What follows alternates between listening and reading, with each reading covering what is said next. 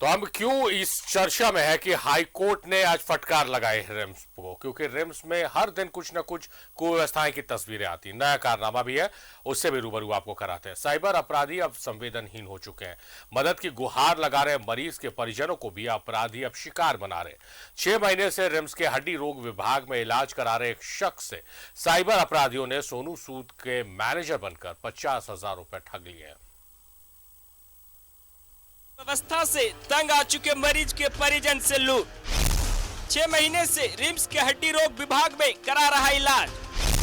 सोनू सूद का मैनेजर बन गरीब ब्राह्मण से 50,000 की ठगी। मरीज के परिजन ने ट्विटर पर सहायता की लगाई थी गुहार। साइबर अपराधियों ने फोन पे से उड़ाया 50,000। मर गई है साइबर अपराधियों की मानवता। रिम्स में भर्ती चतरा के मरीज को सुनिए। रिम्स के बड़े हकीम को तो यह मरीज को जरूर सुनना चाहिए। हमें पता है रिम्स के साहिब को बुरा लगे, मगर सुनना तो पड़ेगा, क्योंकि माननीय हाई कोर्ट तो जरूर सुनेंगे। आज हमारा 6 महीना मेडिकल में रिम्स में एडमिट किए हुए हो गया। अभी तक सुविधा नहीं हुआ। सारा चीज़ हमारे पास जो था सब खत्म हो गया। अब हमारे पास कुछ नहीं बचा। मैं सिर्फ मेरा जान बचा है।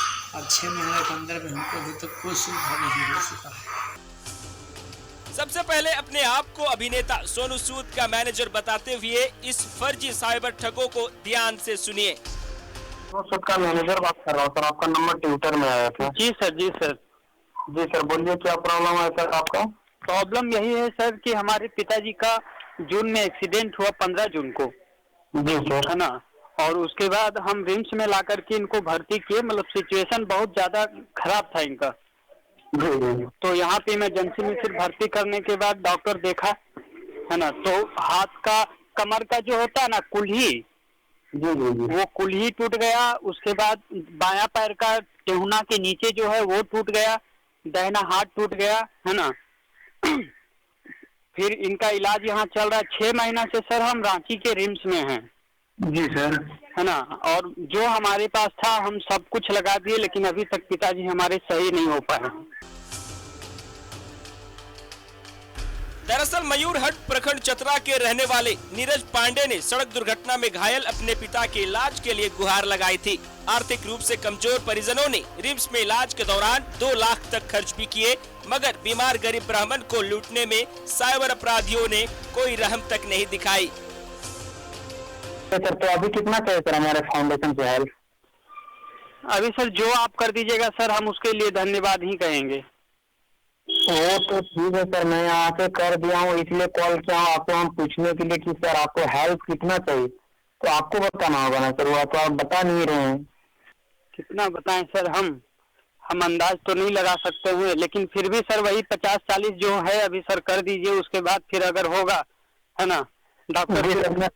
जी मैं यहाँ चेक कर पा रहा हूँ कि आपका सर नीरज कुमार पांडे जी के नाम से फोन पे गूगल पे है सर आपका। जी सर। जी सर, तो आपका यहाँ पे मैं इसी में कर देता हूँ ना सर, नीरज कुमार पांडे के नाम से, राइट सर? जी सर, नीरज कुमार। जी सर अपना। जी सर। नहीं होगा तो सर कम से कम अगर 50-60 नहीं होता है तो 1 लाख तक कर दीजिए। जी जी ओके सर। तो आप फर्स्ट में अपना मोबाइल का सर आप प्ले स्टोर ओपन करो। Play store? हाँ सर। जी सर। सर का एक एप्लीकेशन डाउनलोड कर लो सर। जी सर, 1 मिनट। प्ले स्टोर हम स्टोर ओपन कर लिए सर। सर वहाँ सर्च करो Sonu Sood ANY। Cheque bank balance कीजिएगा, ठीक है सर? चेक बैंक बैलेंस, ठीक है। ऐसा ना हो सर इसमें कहीं बैलेंस तो नहीं ना कटेगा? सर आप कैसी गलत बातें बोल रहे हैं सर, बताइए तो। ये सोनू सूद फाउंडेशन है सर। जी सर।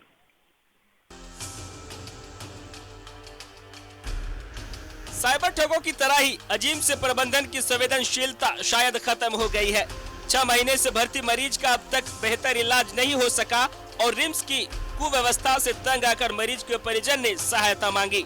इलाज के लिए जमा पैसे तक गंवा डाले। हेलो। हेलो। हाँ सर। सर आप मेरा पैसा काट लिए। कितना कटाया सर? मेरा अकाउंट से पैसा कट गया। कितना कटाया सर? है ना। कितना कटाया सर? 38,000 रुपये बता रहा है मेरे अकाउंट में बैलेंस। नहीं सर, कटेगा कैसे? आपका वो जो ट्रांजैक्शन वाला जो बैंक वाला कॉल करा वो आपका पैसा कटाया सर। नहीं, मेरा अकाउंट में पैसा कट गया। आप बात कीजिए, बैंक वाला से बात कीजिए और हमको कॉल कीजिए। हम जा रहे हैं, केस करेंगे अब।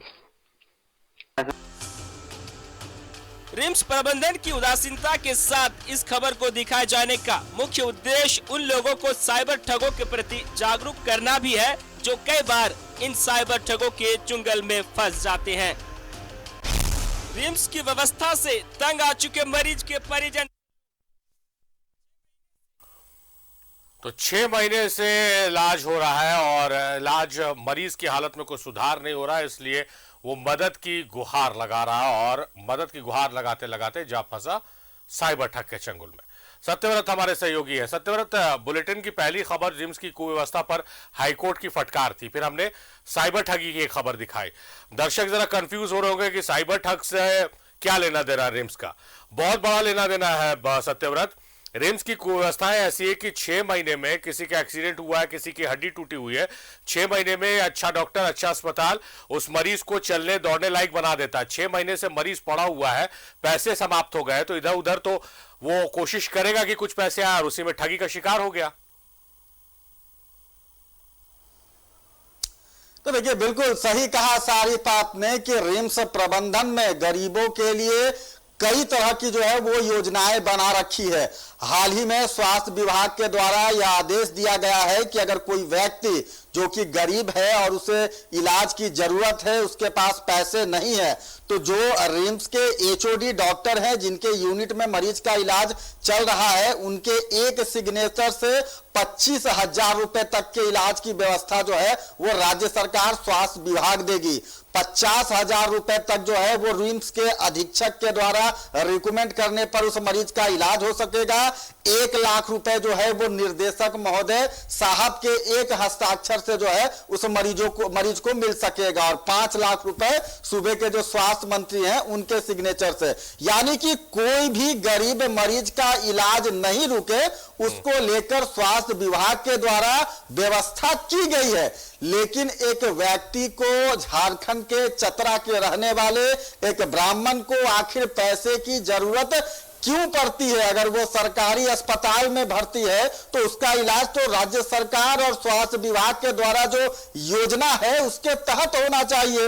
रिम्स सरकारी अस्पताल है और वैसे में जब 6 महीने तक उसके मरीज को फायदा नहीं मिल पाता है, उसका इलाज नहीं हो पाता है और जो जमा पूंजी है वो जब खत्म हो जाती है तो मजबूरन उन्हें उसे जो है वो दूसरों से गुहार लगाना पड़ता है सहायता के लिए। और उसी सहायता के नाम पर जो संवेदनहीन हो चुके हैं, जिनकी मानवता खत्म हो चुकी है, वैसे साइबर अपराधी जो कि फिल्म अभिनेता सोनू सूद का मैनेजर बताते हैं अपने आप को, और उस मरीज के परिजन से, नीरज पांडे से जो है वो 50,000 रुपए की ठगी कर ली जाती है। आप समझिए कि शायद साइबर अपराधियों का जो संवेदनशीलता है वो इस कदर तक खत्म हो गया है कि एक मरीज जो कि अस्पताल में पड़ा है, ट्विटर के माध्यम से लोगों से सहायता मांग रहा है, जिसके 2 लाख से ज्यादा रुपए खर्च हो चुके हैं, जो कर्ज में डूब चुका है, उससे भी 50,000 रुपए यह साइबर अपराधी जो है वो लूट लेते हैं। और इसके पीछे कहीं ना कहीं रिम्स की जो व्यवस्था है वो जिम्मेवार है। अगर मरीज को सही समय पर सरकारी योजनाओं के तहत अगर उसका इलाज हो जाता तो शायद आज परिजनों को ट्विटर पर हाथ फैलाकर दूसरे से सहायता नहीं मांगनी पड़ती। सारिफ, सत्यव्रत, एक सवाल है। लंबा अरसा हो गया मुझे झारखंड में पत्रकारिता करते हुए, 1 दशक से ज्यादा का वक्त हो गया। आप भी लंबे समय से यहाँ पर पत्रकारिता कर रहे हैं। कभी रिम्स की कुव्यवस्थाओं की खबरें आती रही हैं, मगर लगातार नहीं आती रही है। हर दिन रिम्स से कुछ ना कुछ ऐसी खबरें आती हैं जहां पर मानवता शर्मसार हो जाती है। कभी स्ट्रेचर नहीं मिल रहा है, पैसे ले लिए, मोबाइल गिरवी रख लिया स्ट्रेचर के लिए, कभी एक मृत बच्चे के साथ जीवित बच्चे का इलाज किया जा रहा है। एक से बढ़कर एक खबरें आ रही है। हाईकोर्ट लगातार फटकार लगा रहा है। क्या वजह मानते हैं आप? स्वास्थ्य बीट की रिपोर्टिंग भी करते हैं, स्वास्थ्य विभाग को बहुत अच्छे से भी आप जानते हैं। क्या मूल वजह है, कहां पर कमी रह जा रही है कि रिम्स सुधरने का नाम ही नहीं ले रहा? देखिए सारिफ, ऐसा नहीं है कि रिम्स में जो कुव्यवस्था है वो फिलहाल व्याप्त हुई है। मैंने कई रिम्स की कुव्यवस्थाओं की तस्वीर दिखाई है और कई रिम्स की उपलब्धियां भी दिखाई हैं। लेकिन हाल के समय में जो नए हाकिम रिम्स के कमान को संभाल रहे हैं, शायद उसके बाद से लगातार रिम्स में जो है वो कमियां, सिर्फ और सिर्फ कमियां दिखाई दे रही हैं।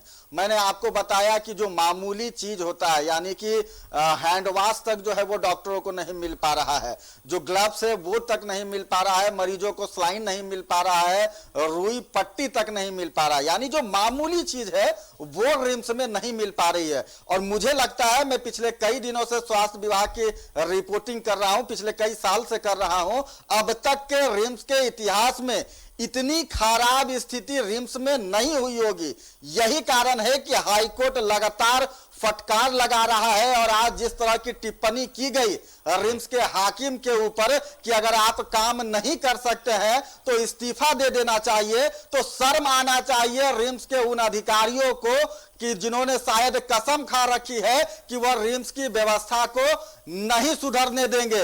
हर दिन मीडिया के माध्यम से न्यूज 11 भारत लगातार सच्चाई और आईना रिम्स प्रबंधन को दिखा रहा है, लेकिन जिस रिम्स प्रबंधन के अधिकारियों में फुर्ती आना चाहिए, तेजी आना चाहिए, शायद अधिकारियों ने कसम खा लिया है और अभी भी एनेस्थीसिया के नशे में है। लेकिन हाईकोर्ट लगातार रिम्स की कुव्यवस्थाओं पर नजर बनाए हुए है और शायद हाईकोर्ट ने भी कसम खा ली है कि वह रिम्स को सुधार कर रहेंगे। यही कारण है कि आज जिस तरह की टिप्पणी दी गई, कहीं ना कहीं रिम्स प्रबंधन को शर्म आना चाहिए, क्योंकि मैंने आपको बताया सारिफ की सैकड़ों करोड़ रुपए राज्य सरकार के द्वारा दिए जाते हैं। खुद स्वास्थ्य मंत्री रिम्स पहुंचकर निरीक्षण करते हैं, व्यवस्थाओं का जायजा लेते हैं, बावजूद रिम्स की जो कुव्यवस्थाएं हैं वो आखिर खत्म क्यों नहीं हो रही हैं? आपको याद होगा सारिफ, यही वो रिम्स है जिसे पूरे दुनिया भर में इस नाम से जाना जाता है कि एक मरीज को जमीन पर भोजन दे दिया गया था खाने के लिए, लेकिन इन सभी घटनाओं के बाद रिम्स के अधिकारी शायद नहीं चाहते हैं कि रिम्स की छवि को बदला जाए और यही कारण है कि हर दिन रिम्स की कुव्यवस्थाओं की तस्वीर सामने आ रही है। लोग रिम्स पर गर्व होना चाहिए, वो रिम्स पे शर्म कर रहे हैं और हाई कोर्ट लगातार रिम्स के ऐसी करतूतों पर टिप्पणी कर रहा है और सख्त आदेश दे रहा है। सारिफ, चलिए सत्यव्रत, हम तो उम्मीद ही कर सकते हैं कि रिम्स की व्यवस्था जल्द से जल्द सुधरे और रिम्स पहुंचने वाले मरीजों को व्यवस्थाएं मिले। बहुत शुक्रिया।